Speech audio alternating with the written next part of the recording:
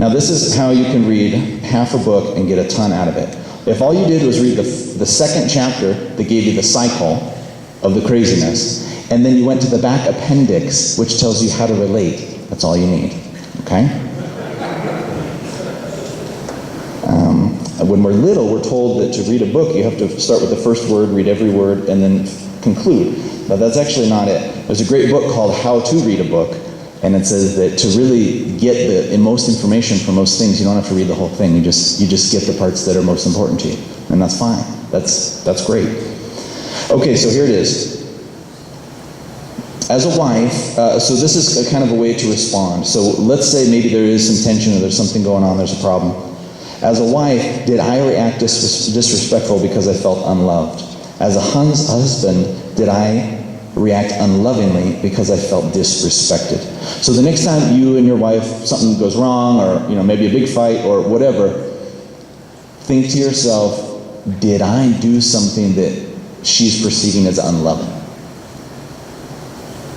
And it says here that even, so there's even a language, is that you ask the other person, you kind of state how it felt, so I'll just do the man's part. It says, that felt disrespectful, did I come across as unloving?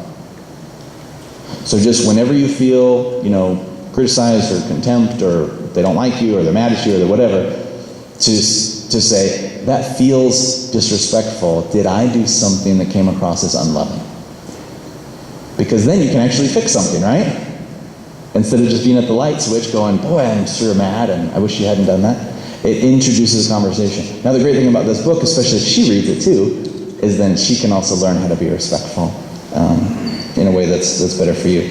Okay, how to say you're sorry, we already did that. And then the last part, so there's really only two movements. I hope this has been fruitful. There's two movements. If there's a difficulty, you ask that question. You say, that felt disrespectful. Did I do something that came across as unloving? But in the midst of that, and all the stuff that comes up, you are going to have a desire to pull away.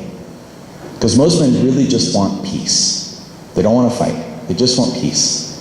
And they're going to think peace is going to be over here away from the fire, right? So he's just saying, just do everything you can to resist that impulse to pull away. Try to stay close. So you're just asking, you're stating how you feel. You're actually sharing already. So you're doing several of those things. You're being open, you're sharing, you're esteeming her. That felt disrespectful. Is there anything that I did that came across as unloving? And then you're just staying there. You're not pulling away, you're staying. And then that just gives you the opportunity to have that closeness, to have that openness. And so that's the way to change. So you're not just flipping the light switch of, okay, things go wrong and I'm out of here. But it now gives you a whole new circuit board.